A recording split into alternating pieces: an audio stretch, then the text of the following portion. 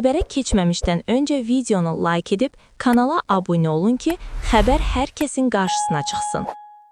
İranın Londondakı səfirliyi önündə asılmış dövlət bayrağı etirazçılar tərəfindən parçalanıb. Oxu.az xəbər verir ki, bu barədə Azad İran Telegram kanalı məlumat yayıb. Məlumata görə, səfirlik önündəki dövlət bayrağı 1979-cu il İslam inqilabından əvvəlki rəsmi bayraqla əvəzlənib. Bu arada, İranda azı 200 etirazçının həbs olunduğunu bildirir.